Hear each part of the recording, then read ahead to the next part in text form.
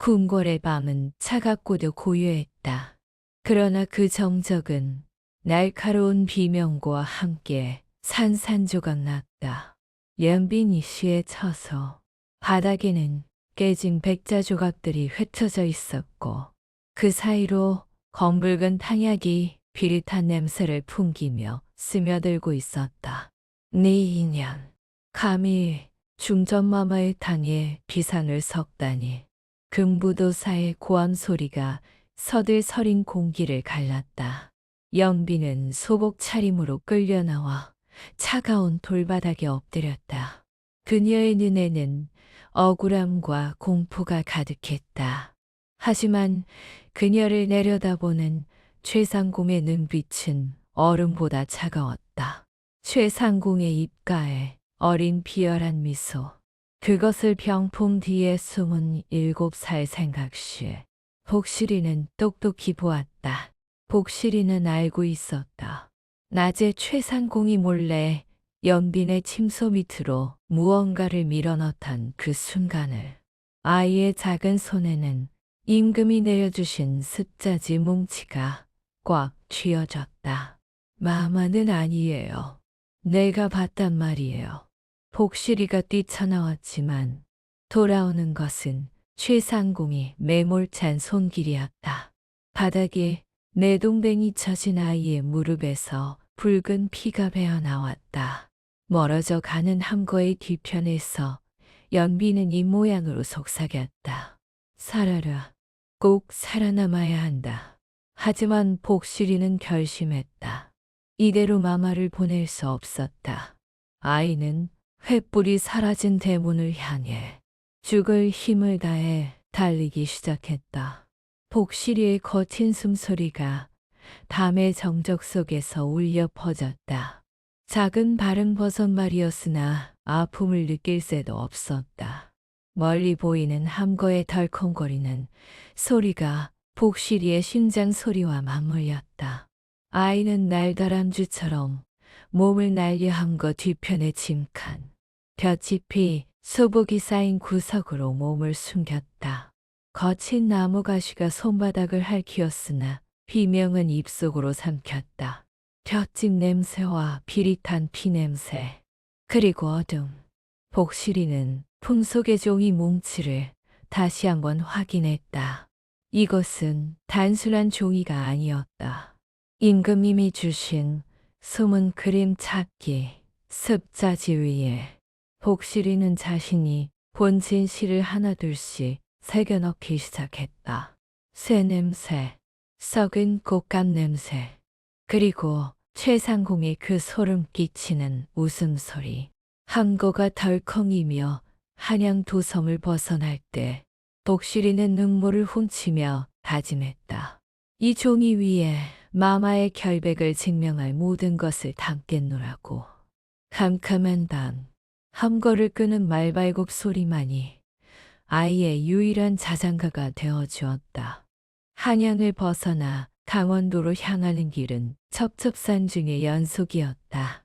살을 에이는 듯한 칼바람이 함거의 틈새를 비집고 들어와 연빈의 얇은 소복을 사정없이 흔들었다. 닷새가 지나고였을까 지나자 고귀했던 후궁의 안색은 흑빛으로 변해갔다. 갈라진 입술과 초점 없는 눈동자. 연빈은 이미 반쯤 넋이 나간 상태였다.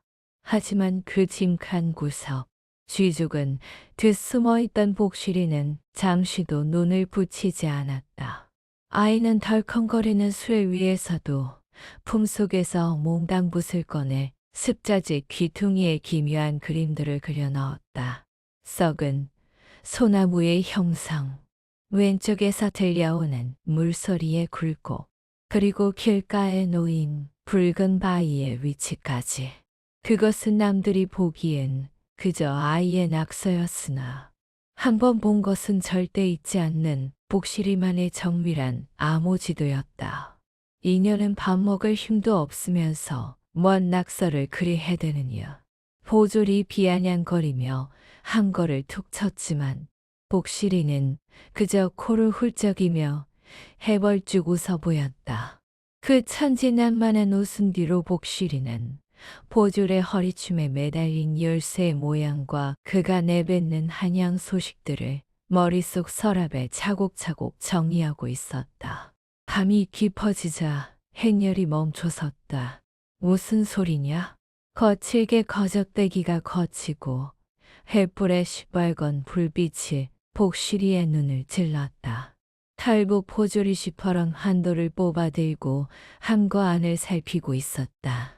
내 인연, 감히 죄인의 마차에 숨어들어 칼날이 아이의 목을 겨누는 찰나 복실이는 두 눈을 질끈 감고 목청이 터져라 울음을 터뜨렸다. 귀신이 나와요. 저기 숲속에 귀신이 쫓아온단 말이에요. 무서워요. 바닥을 구르며 대성통곡을 하는 꼴은 영락없는 철부지 어린아이였다. 긴장했던 포졸은 어이없다는 듯 허탈한 웃음을 흘렸다. 뭐야, 귀신이 무서워서 탔다고? 기가 차서 정말. 그 소리 안에 연빈이 힘겹게 고개를 돌려 포졸을 향해 간곡히 청했다. 나리, 어미 잃고 저를 따르던 가련한 아이입니다. 이 밤중에 어찌 버리고 가겠습니까? 제 밥을 나누어 줄 터이니 제발 데려만 가게 해주십시오. 포졸은 귀찮다는 듯 손을 휘저으며 허락했다. 유배지에서 시종들 연 하나쯤은 필요하겠지. 그렇게 복실이는 공식적인 시종의 자격으로 연빈의 곁을 지키게 되었다. 하지만 복실이의 눈은 울음 끝에도 여전히 형형하게 빛나고 있었다. 방금 자신을 겨눴던 그 칼날에 새겨진 문양.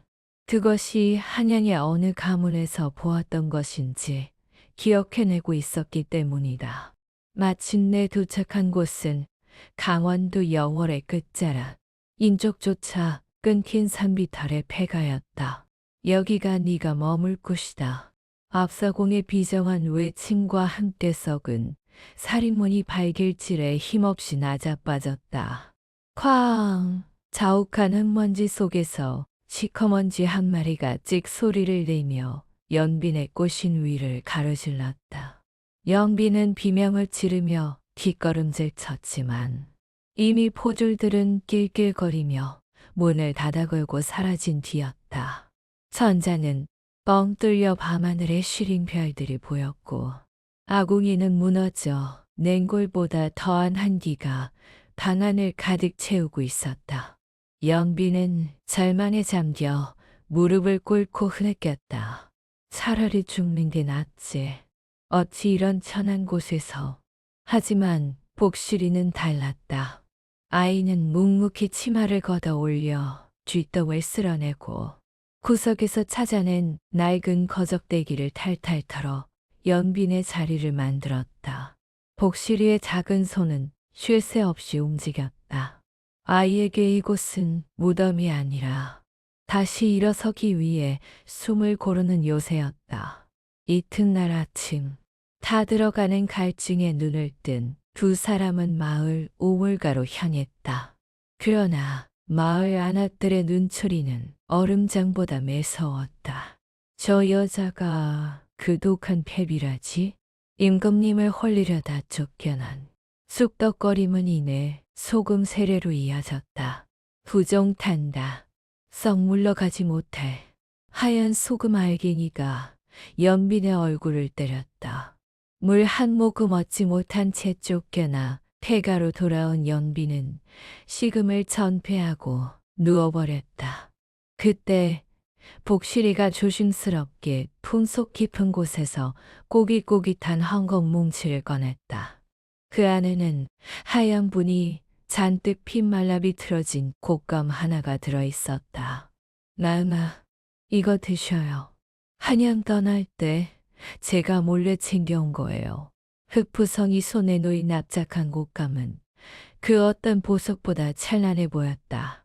연빈이 떨리는 손으로 곶감을 한 입 빼어 물자 달콤한 과육이 입안 가득 퍼지며 얼어붙었던 심장을 녹여내렸다. 오물거리는 연빈을 보며 복실이는 마른 침을 삼키면서도 해사하게 웃어 보였다. 맛있지요? 이제 기운 차리셔야 해요. 그 순간 해가 밖에서 마을 사람들의 웅성거리는 소리와 함께 낯선 고함이 들려오기 시작했다. 해가 방마당은 이미 아수라장이었다. 관아에서 나온 아전이 비단 방석 위에 거만하게 앉아 장부를 두드리고 있었고 그 앞에는 촌장이 울상이 되어 손을 비비고 있었다. 날이 올해 가뭄이 들어 10석도 겨우 채웠습니다요. 20석이라니요. 다 굶어 죽으라는 말씀이십니까? 촌장의 절규에도 아전은 요란하게 주파나를 튕기며 비웃었다. 자보거라. 길려간 환곡의 이자까지 합치면 도합 20석이 딱 맞아떨어지지 않느냐. 그를 모르는 마을 사람들은 가슴만 칠군. 아전의 화려한 손놀림에 속수무책이었다. 그때 복실이가 콧물을 훌쩍이며 아전 앞으로 중 뛰어들었다. 네, 아저씨, 그 구슬치기 나도 좀 하면 안 돼요? 복실이는 쭈그리고 앉아 나뭇가지로 흙바닥에 동그라미를 그리기 시작했다. 웬 거지년이. 썩 거지지 못할까. 호졸이 밀쳐내려 했지만 복실이는 날쌘 다람쥐처럼 요리조리 피하며 바닥에 기묘한 그림들을 그렸다. 이상하네. 아저씨, 콩 5개에서 2개를 가져가면 3개가 남아야 하잖아요. 근데 왜 아저씨 구슬판에는 하나만 남아요? 복실이의 손가락이 정확히 아전의 주판을 가리켰다. 아전의 얼굴이 순식간에 홍시처럼 붉게 달아올랐다. 복실이는 멈추지 않고 아전의 장부 한 구석을 콕 집었다. 그리고요. 아까 아저씨가 말했잖아요. 5에 2를 더하면 7인데. 왜 아저씨 책에는 10이라고 써 있어요? 여기 잣대기가 하나 더 그어져 있네. 그것은 숫자 7을 일형으로 고쳐 쓴 흔적이었다. 먹물이 채 마르지 않아 번진 자국까지 복실이의 눈은 놓치지 않았다. 어디 보자니? 정말 먹물색이 다르구먼. 촌장이 소리치자 마을 사람들이 우르르 몰려들어 장부를 들여다보았다. 바보인 줄 알았던 아이가 주판의 속임수와 장부 조작을 한순간에 꿰뚫어 본 것이다. 아전은 황급히 장부를 챙겨 도망치듯 마을을 빠져나갔다. 복실이가 해냈어. 마을 사람들의 함성이 터져 나왔다. 그날 저녁, 촌장은 김이 모락모락 나는 감자 한 바구니를 들고 폐가를 찾아왔다. 자, 이거라도 들게. 우리 복실이가 마을을 살렸어. 연비는 뜨거운 감자를 정성껏 까서 입에 넣어주는 복실이를 보며 묘한 감정에 휩싸였다. 이 아이의 머릿속에는 도대체 무엇이 들어있는 것일까? 연비는 복실이가 가슴팍에 소중히 간직하고 있는 낡은 연습장을 다시금 바라보게 되었다. 밤 기운이 흉가마르미까지 차갑게 파고들 때 연비는 복실이가 품에 끼고 사는 낡은 연습장을 우연히 펼쳐보았다. 그곳에는 글자 한자 없었으나 기괴하고도 강렬한 그림들이 종이를 가득 채우고 있었다. 어떤 장에는 가시 돋친 동그라미가, 어떤 장에는 흘러내리는 검은 선들이 수묵화처럼 번져 있었다. 독시라, 이것이 도대체 무엇을 그린 것이냐?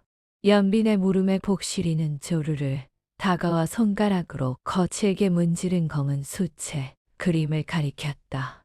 이건 최상고 할머니 냄새야. 썩은 곶감 냄새랑 쑥 태운 냄새가 섞였어. 아주 지독해서 머리가 아픈 냄새.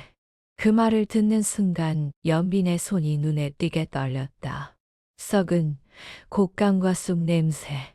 그것은 중전마마께서 피를 토하고 쓰러지시던 날 대전 주위를 유령처럼 떠돌던 바로 그 역한 향기였다. 사람들은 그저 궁녀들이 향을 잘못 피운 것이라 여겼으나 복실이는 그 냄새를 시각적 형태로 기억하여 이 낡은 종이 위에 박제해 두었던 것이다. 영비는 미친 듯이 다음 장을 넘겼다. 그곳에는 붉은 황토로 그려진 날카로운 붉고 경산이 있었다. 이건 무슨 냄새냐? 복실이가 몸을 부르르 떨며 대답했다. 그건 무서운 냄새야. 피 냄새랑 쇠 냄새가 섞였어. 마마가 울며 끌려가던 날 밤에 났던 그 아저씨들의 냄새야. 연비는 숨이 턱 막혀왔다. 이 낡은 연습장은 단순한 낙서장이 아니었다. 그것은 궁궐 안에서 벌어진 추악한 음모의 기록이자 아무도 보지 못하고 듣지 못했던 진실을 담은 유일한 물증이었다. 복실이는 그를 모르는 대신 자신의 비산한 후각과 시각을 이용해 범인들의 흔적을 그려놓은 것이었다. 복실아, 혹시 쩔뚝거리는 발소리를 내거나 매운 냄새가 나던 사람은 없었느냐? 연빈의 다급한 물음에 복실이가 고개를 끄덕였다. 단서들이 하나둘씩 맞춰지기 시작하며 연빈의 가슴은 희망과 공포로 동시에 요동쳤다. 하지만 그 순간 집 밖에서 나뭇가지가 꺾이는 둔탁한 소리가 정막을 깼다. 한 사람이 아니었다. 여럿이 은밀하게 폐가를 포위하는 소리였다. 문 밖의 정적은 죽음보다 무거웠다. 복실이는 본능적으로 코를 벌렁거렸다. 비리새 냄새, 그리고 백단향, 최상공, 할머니 냄새가 나요. 아이의 속삭임에 연빈의 안색이 창백해졌다. 한양에서 보낸 살수들이 마침내 이곳까지 당도한 것이었다. 연빈은 급히 복실이를 제 뒤로 숨기며 주변을 살폈으나 손에 잡히는 것이라곤 몽당북과 낡은 연습장뿐이었다. 바로 그때 촌장이 급히 뛰어들어오며 외쳤다. 마마, 제 손주 놈이 열병으로 숨이 넘어가게 생겼는데 의원이 출타 중입니다. 제발 살려주십시오. 연비는 당황하며 의수를 모른다 답하려 했으나 복실이가 눈을 번뜩이며 앞으로 나섰다. 맥이 부하고 sak하니 사기가 심포에 들었구나. 자주꽃방망이 뿌리를 다려 먹여야 해요. 뒷산 바위 틈 물기가 배어나오는 곳에 있을 거예요. 그것은 10년 전 복실이가 궁녀 시절 어깨너머로 들었던 내의원 어이들의 문진 내용이었다. 아이의 목소리는 평소에 해실거리는 바보의 것이 아니었다. 그것은 마치 생사를 결정짓는 준엄한 판결과도 같았다. 촌장이 약초를 찾아 떠난 후 다시 폐가에는 서늘한 살기가 감돌았다. 복실이는 부엌으로 달려가 털보 포졸이 사다 두었던 홍기름, 병과 매운 고춧가루 주머니를 들고 왔다. 아저씨, 우리 집 구조는 우리가 제일 잘 알잖아요. 문지방에 기름을 바르고 문 위엔 이걸 매달아요. 아이의 영특한 계책에 털보 포졸은 무릎을 탁 쳤다. 그들을 숨죽이며 덫을 놓았다. 문지방엔 미끄러운 콩기름을 듬뿍 바르고 문설주 위에는 재와 고춧가루를 섞은 주머니를 아슬아슬하게 걸어두었다. 복실이는 문풍지 구멍에 눈을 대고 어둠 속을 누려보았다. 슥, 슥, 마른 잎을 밟는 소리가 들려왔다. 짐승의 것이 아닌 기척을 죽이려 애쓰는 인간의 발소리였다. 이윽고 스르릉 칼이 칼집을 긁으며 뽑히는 섬뜩한 쇠소리가 밤 공기를 찢었다. 쾅! 낡은 살인문이 박살나며 검은 그림자들이 방 안으로 들이닥쳤다. 복실이는 떨리는 손으로 마지막 줄을 당겼다. 지금이에요. 문이 부서짐과 동시에 아수라장이 펼쳐졌다. 가장 먼저 뛰어들던 자객이 콩기름에 발이 미끄러져 허공으로 붕 떴고 그 위로 복실이가 설치한 고춧가루 주머니가 터지며 매캐한 가루가 방 안을 뒤덮었다. 내 눈이 안 보인다. 자객들이 비명을 지르며 얼굴을 감싸 쥐고 바닥을 굴렀다. 좁은 방 안은 순식간에 눈물과 콧물, 그리고 자지러지는 기침 소리로 가득 찼다. 털보 포졸이 참나무 몽둥이를 휘두르며 놈들의 뒤통수를 가격했다. 둔탁한 소리와 함께 자객 하나가 고꾸라졌지만 놈들의 우두머리는 달랐다. 그는 옷소매로 코와 입을 가린 채 짐승 같은 감각으로 칼을 휘둘렀다. 이 쥐새끼 같은 것들이 감히 자객 대장에 섰을 퍼런 칼날이 어둠 속에서 성광처럼 번뜩였다. 복실이는 비명을 삼키며 구석으로 기어갔으나 놈의 칼끝은 정확히 아이의 심장을 겨누고 있었다. 날카로운 파공음이 귓가를 스치는 순간 복실이의 앞을 가로막은 것은 하얀 소복의 연빈이었다. 쓱 자리베이는 소름 끼치는 소리와 함께 연빈의 등 뒤로 붉은 선혈이 왈칵 솟구쳤다. 마마, 복실이의 절규가 동굴 같은 방 안을 울렸다. 연빈은 고통의 입술을 깨물면서도 복실이의 손을 놓지 않았다. 하얀 옷감이 순식간에 붉은 꽃이 피어나듯 물들어갔다. 털보 포졸이 필사적으로 자객 대장을 밀쳐내며 외쳤다. 뒷문이다. 어서 뒷문으로 뛰어라. 세 사람은 서로를 의지하며 칠흑 같은 숲속으로 몸을 던졌다. 등 뒤에서는 자객들의 토끼 어린 고함과 말발굽 소리가 다시 들려오기 시작했다. 복실이는 피 흘리는 연빈을 부축하며 눈물을 닦았다. 발바닥이 찢기고 숨이 턱 끝까지 차올랐지만 아이는 풍속의 연습장을 꽉 쥐었다. 이 피의 기록을 절대 헛되이 할 수 없었다. 멀리서 늑대 울음소리가 들려오는 영월의 헝준한 산길. 그 위로 연빈의 핏방울이 점점이 흩뿌려지고 있었다. 축축한 동굴안 연빈의 숨소리는 거칠고 위태로웠다. 상처에서 흘러나온 피가 바닥에 낙엽을 검게 적시고 있었다. 탈보 포졸이 절망적인 표정으로 자신의 옷을 찢어 시어를 시도했지만 연빈의 몸은 점점 차가워져만 갔다. 그때 복실이가 떨리는 손으로 품속의 연습장을 꺼내 한 장을 푹 찢어내더니 바닥에 굴러다니던 숯 조각으로 그림을 그리기 시작했다. 아저씨, 이걸 가지고 읍내 갯주로 가세요. 거기 구석방에서 술 마시는 아주 비싼 곳간 냄새가 나는 아저씨가 있을 거예요. 복실이의 눈은 번뜩이는 확신으로 가득했다. 아이는 며칠 전 장터에서 보았던 한 사내의 허리춤에 숨겨진 붉은 거북이 문양의 패를 기억해낸 것이었다. 이게 대체 뭐란 말이냐. 지금 마마가 사경을 헤매는데 술꾼이라니. 털보가 답답함에 소리쳤으나 복실이는 멈추지 않았다. 그분은 그냥 술꾼이 아니에요. 허리춤에 왕실의 검이 숨겨져 있었단 말이에요. 어서요. 시간이 없어요. 탈보 포졸이 빗속을 뚫고 도착한 갯주 구석. 거적대기를 뒤집어 쓰고 코를 골던 거지 선비는 복실이의 그림을 보는 순간 개슴츠레하던 눈을 번쩍 떴다.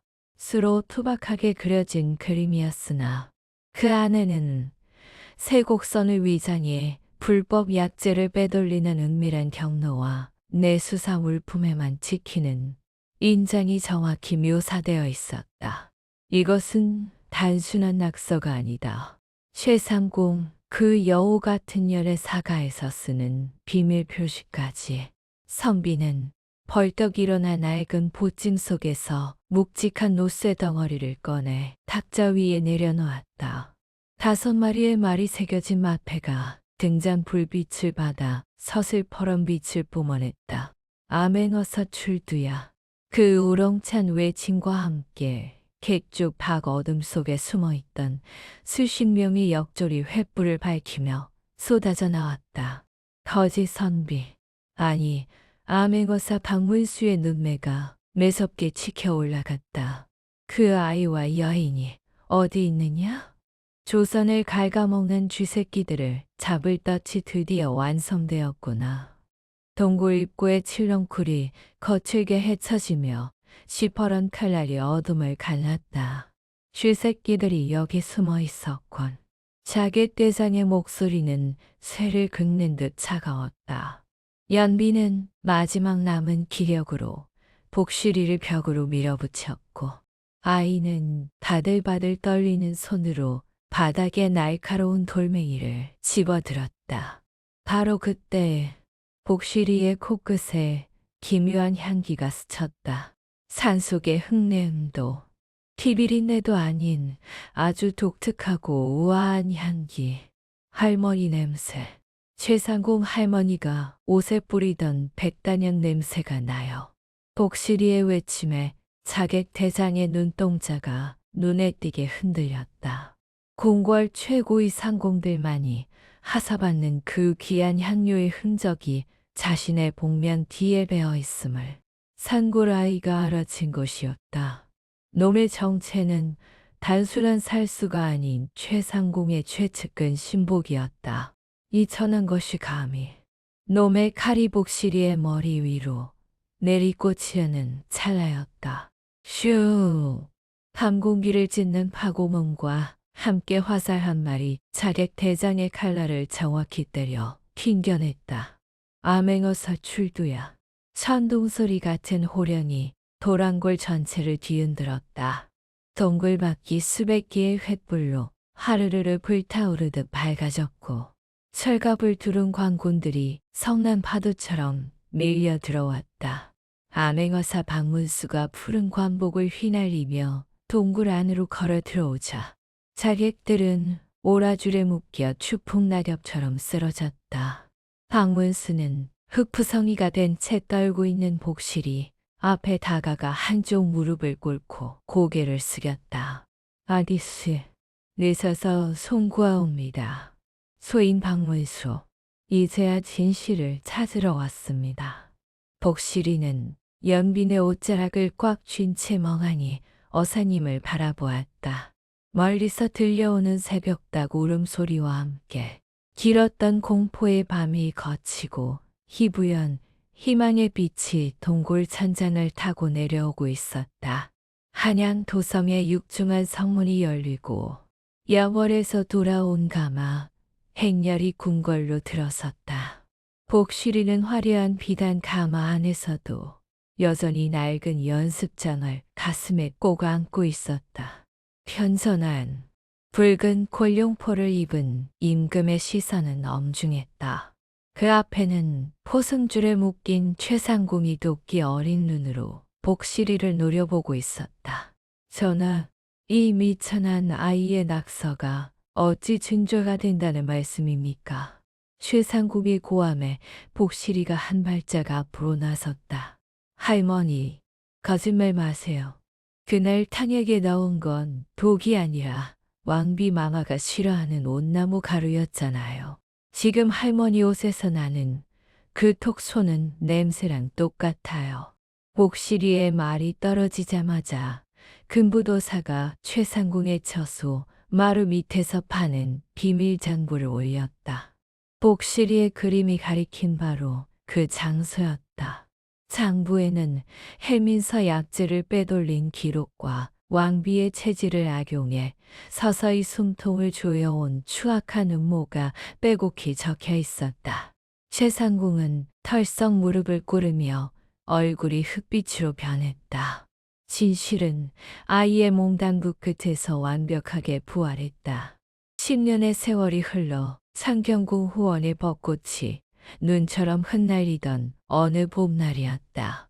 이제는 어엿한 여인이 된 복실이가 정자에 앉아 붓을 놀리고 있었다. 그녀의 손끝에는 여전히 기분 좋은 먹물 자국이 남아 있었다. 복실아, 그림이 참으로 곱구나. 어느덧 중전의 위엄을 갖춘 연빈이 다가와 복실이의 어깨를 감싸주었다. 복실이는 환하게 웃으며 화선지 한 구석에 글귀를 적어 넣었다. 진심은 베어지지 않는다. 한때 바보라 불렸던 소녀는 이제 도화서의 특별원이 되어 눈에 보이지 않는 진실을 기록하는 조선 최고의 눈이 되었다. 정자 옆에는 복실이가 그토록 좋아하던 약과가 한 바구니 가득 놓여 있었고, 연빈과 복실이의 웃음소리는 봄바람을 타고 담장 너머로 멀리 퍼져나갔다. 욕심으로 쌓은 성은 무너졌으나 진심으로 그린 그림은 영원한 역사가 되어 빛나고 있었다.